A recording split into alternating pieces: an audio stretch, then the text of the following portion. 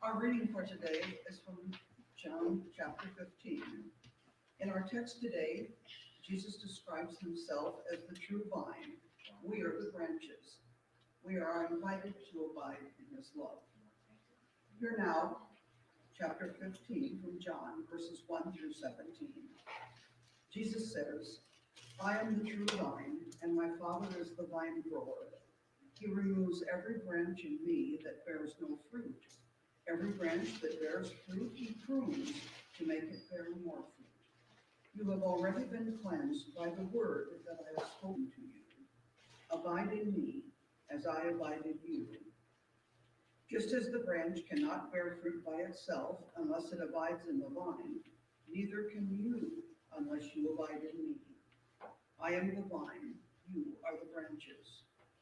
Those who abide in me and I in them bear much fruit, because apart from me you can do nothing. Whoever does not abide in me is thrown away like a branch and withers. Such branches are gathered, thrown into the fire, and burned. If you abide in me and my words abide in you, ask for whatever you wish, and it will be done for you. My Father is glorified by this, that you bear much fruit and become my disciples. As the Father has loved me, so I have loved you. Abide in my love. If you keep my commandments, you will abide in my love, just as I have kept my Father's commandments and abide in his love. I have said these things to you so that my joy may be in you and that your joy may be complete. This is my commandment, that you love one another as I love you. No one has greater love than this, to lay down one's life to one's friends. You are my friends if you do what I command you. I do not call you servants any longer, because the servant does not know what the master is doing. But I have called you friends, because I have made known to you everything that I have heard from my Father. You did not choose me, but I chose you. And I appointed you to go and bear fruit, fruit that will last, so that the Father will give you whatever you ask him in my name. I am giving you these commands, so that you may love one another. May God bless the reading, hearing, understanding, and the doing of this word of God. Thank you, Kate. I've attended several wrestling meets and several basketball games recently. One of the things that happens at wrestling meets and at basketball games is there's a cheer section. Okay, and so I came up with this cheer. You have to help me out, okay? And so I'm gonna do a little bit of calling, and you're gonna have to respond, okay? I'm gonna say, "Who are we?" and you're gonna say, "New Life." Okay? Who are we? New Life. That's perfect. You guys are amazing, right? And then we're gonna say this. So I'm gonna say, "Who are we?" You're gonna say, "New Life," and then I'm gonna say, "What do we do?" And you're gonna say, "Connect, grow, serve." Okay? Got it? Connect, grow, serve. Who are we? New Life. What do we do? Connect, grow, serve. Who are we? New Life. What do we do? Connect, grow, serve. Who are we? New Life. What do we do? Connect, grow, serve. You guys are really good at that. That's nice. Good job. Of course, that's just a cheer, right? And what does a cheer mean? We're starting a new sermon series, and we're going to try to lean into the three mission priorities for ministry priorities for the new year that you helped us to discern. And we're going to think about what it means to connect and to grow and to serve. It's more than just a cheer. And you know, cheering, it's helpful, right? I mean, especially in basketball games, when you get the crowd behind you, right? I mean, whoa! It's almost like, you know, you feel like you can do almost anything. But what does it look like for us as people of God to connect and to grow and to serve? What does it look like for us as people of God to connect and to grow and to serve? I've been on lots of different mission trips. I love going on mission trips. We're taking 2 different mission trips this coming summer. One to Lake Traverse in South Dakota with our middle school students, and our high school trip got changed. We're going to go to Savannah, Georgia instead of Minneapolis, Minnesota. We wanted to travel further, I guess. I don't know. Well, I'm looking forward to those mission trips, but over the course of the years that I've been here and in years past, before I was your pastor here, went on different mission trips with lots of different groups. And one of the things about mission trips, at least the mission trips that I've been on, normally you end up in a church classroom, right? And all the kids, they bring all their stuff, right? Lots and lots and lots of bags of their gear, of their clothes and the toiletries and all that kind of stuff, right? Usually there's a rule. Ben, you know this rule well. Usually there's a rule that you're not supposed to bring food into the sleeping rooms. Ben, how well do we do on keeping that rule? So good. Not really good, right? But what the leaders don't know doesn't hurt them. But as we load into the sleeping rooms, right? And the kids, they have their cots, they have their sleeping pads, they have their backpacks, they got the clothes, they got the gear, they got the bags, they got the pillows, right? All this stuff. And it's always interesting to me to watch and see how the kids have arranged this, right? Because there's this blank classroom, right? Usually there's some stuff in there left over from the church's VBS or Sunday school program, right? So there's some tables and some chairs. But do you know what the kids look for when they load into those sleeping rooms? Do you know what they look for? Outlets. Yeah. They look for outlets, right? So that they can do what? So that they can plug in their phone, right? So that they can plug in their phone. Do you have one of these? A charging cord like this, right? And when you can't find your charging cord, which, by the way, that happens way too often in our house. I have an outlet. It is my outlet. It is my charging cord. I think I've shared this with you before. I get a little bit upset about it, Ben. But I have my charging cord, and sometimes it gets taken, right? Have you ever lost your charging cord? Has that happened to you? Right? And when you don't have your charging cord, like, you feel like the world's going to end. Because how in the world am I going to stay connected? Right? How am I going to stay connected to the thing that gives life, right? I mean, it's electricity, right? In this analogy, it's electricity, but what gives us life? What gives us life as people of God? Well, Jesus gives this long instruction to his disciples in John chapter 15, and Jesus is talking about vine and branches, about God who's the vine grower, and then Jesus who's the vine, and then calls us, his disciples, calls us the branches. What do the branches do? How do we know that we're branches? Jesus shares that we're branches when we abide in the love of God. Abide in the love of God. Another word for abide is dwell. To kind of just dwell, to marinate in the love of God. But of course, when we marinate, that means that we pick up on it, right? That it gets absorbed into us. And we can't help but then share that love with others. So we're going to think for 3 weeks, up to the season of Lent here. We're going to think about what it means to connect and to grow in the Spirit. And I wanted to think with you about what it means to connect this morning. And to connect this morning means that we find our dependence and our sustenance and our provision in Jesus. This is not earth-shattering. You've heard that before. But how often it is that we feel like we've put it up, right? Like we've done something, or we've said something, or we've thought something, or we've shared something, and we feel as if we no longer are a part of the thing that gives us life. First, we're fed. Jesus says, I am the vine and you are the branches. Branches are fed by the vine. We're fed by the presence and by the love of Jesus. That fills us. And I believe that's why it's important for us to come on a weekly basis to be fed. To be fed by the love of God. To hear the word of God.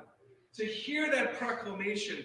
You are inheritors of eternal life. Did you catch that this morning for the confession of forgiveness? You are inheritors of eternal life. That feeds us. That gives us something to do. We've been fed when we're connected to the branch, or to the vine. I am the vine, Jesus says, you are the branches, and our dependence then is on staying connected to the vine. So first we're fed, and second we're led. We find our sustenance in Jesus. Jesus says, those who abide in me and I in them bear much fruit. They bear much fruit. And so we need to ask ourselves this morning, what is the fruit that we bear? Because I know all too often the fruit that I bear is anger and frustration and impatience. The fruit that I bear is being angry at someone else, and the fruit that I bear is pride because I could do it better than someone else, right? I mean, that's the fruit that so often we end up bearing. But when we're connected to the love of Jesus, we can't help but share that love. Jesus says, abide with me. What does abide mean? Abide means to dwell. That means to marinate just a little bit in the love of Jesus. And when we marinate, we then pick up those qualities of love and joy and peace and forgiveness and grace. Those are the fruits that I want to bear, but too often the fruit that I bear is not the fruit that I ought to bear. And so we're fed as Jesus is the vine and we are the branches, but we're also led. We're led to do something as we're connected to the vine.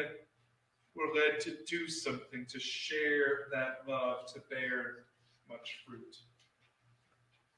So, we're fed and we're led. And this one, because I wanted it to rhyme, without him, we're nearly dead. Okay? Next one, there. Yeah, thanks. First, we're fed, then we're led, and without him, we're nearly dead. Jesus is very clear about this, and this is life and death situation. When Jesus says, just as the branches cannot bear fruit by itself unless it abides in the vine, neither can you unless you abide in me. And I know that we search for all kinds of things to give us life. I know that we search for all kinds of things to give us some sense of hope, some sense that this life matters, this life that I'm living, that it matters. But when we're connected to the vine, we're fed, we're led, and without him, we're nearly dead. Now, as we think about connecting and growing and serving, those are wonderful words that we've identified as ministry priorities, but what does that mean for us as a people of God, as New Life Lutheran Church in Norwalk, Iowa, February 13th, 2020? Well, connecting with one another connects us deeper to God. Well, let me explain. I believe that connecting with one another brings us closer to a connection with God. And this is true. That as we connect with one another, we're going to find out our strengths, and our weaknesses. We're going to discover some of the things that some of us are really, really good at. But I also believe that we're going to discover some of the things that we're not so good at. So here's the reality. Kay read this morning, and she read it really well. You did really well. That's a long reading. You did really well. Not all of us are capable of doing it, right? Kay did it this morning, right? You're tired of me highlighting you, right? Sorry. I didn't know that I was necessarily not all of us are able to do all of the things.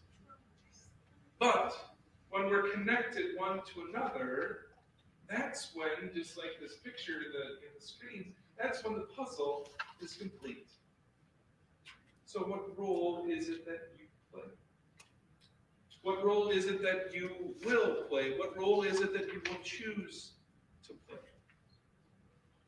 It's no accident that in your bulletin this morning is a connection card. And you have filled out connection cards before. I know that. You've filled out connection cards.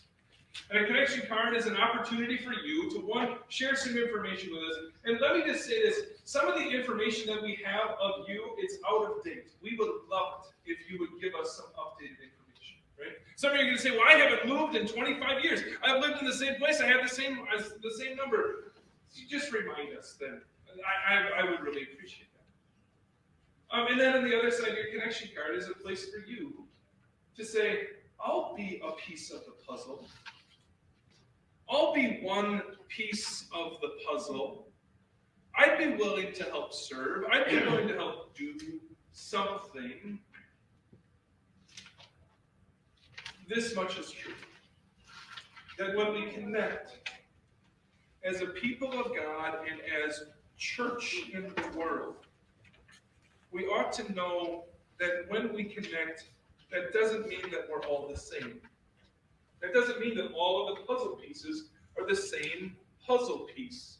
I've said this before, I'll say it again. Unity does not mean uniformity. Unity does not mean uniformity. And one expression of the church, as we connect to one another, is recognizing that there's differences among us. There are. There's differences among us. Some people feel this way, some people feel that way. And some of those differences we have allowed to divide and separate. Some of those differences we have allowed to just kind of marinate, right? And then to say, I can no longer be connected with that because it doesn't feel right anymore.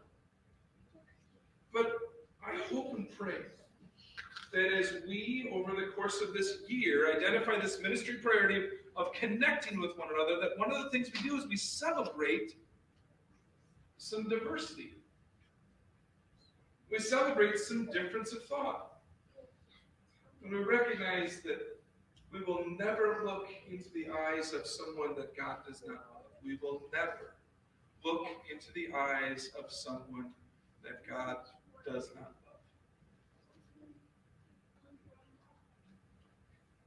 Who are we? We're New Life. And what do? We connect and we grow and we serve. And sometimes that means moving out of our comfort zones. It's basketball season, it's wrestling season, and it's show choir season too. Both of my kids are in show choir. I love watching them perform, to dance and to sing together, and to get the whole choir together. Last weekend, Norwalk hosted a whole bunch of show choirs from all over the state. Actually, there were some from Missouri that came to a competition. And I had to volunteer. You had to volunteer as a show choir for me. You had to volunteer to help at the show choir Nexus competition. And I got to be one of the backstage dads. That's what they call this, backstage dads. And what I got to do is I got to tell the one group you have to wait until the other group comes off stage, and then you have to come on. So I was kind of standing at the door at the back behind the stage, right? And some of those very first groups, they were the middle school groups, they were the young groups. It was like some of their first performances, right? And so I was standing at the door, and you could hear the kids whispering to one another, I'm scared, I'm scared.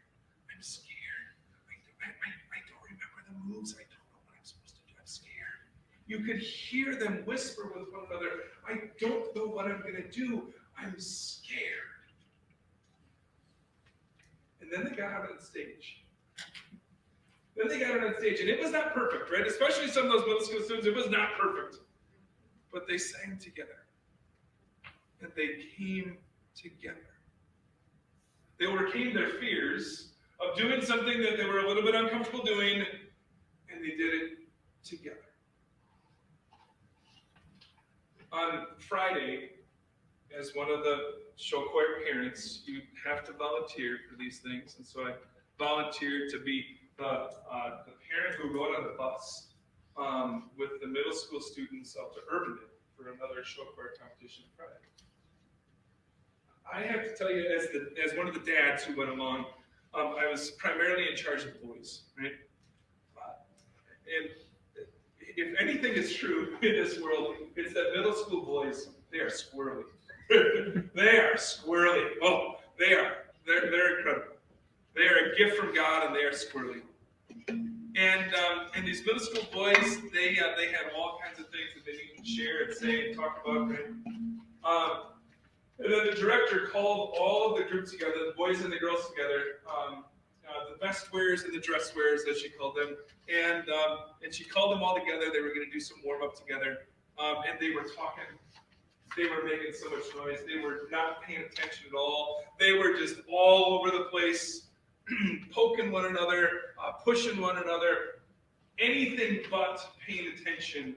And then she said this, hum this note for me. And she hummed a note. And it was amazing. She said, hum this note. And all the kids, they all just kind of came together and they all just started, can you do that? They just all came together at once. So, what is our note? Because I have to say this, and I say this with as much love as possible. Some of you are squirrely. Some of you are really squirrely, and I love you for it. But some of you are squirrely. So what will be the thing that calls us together?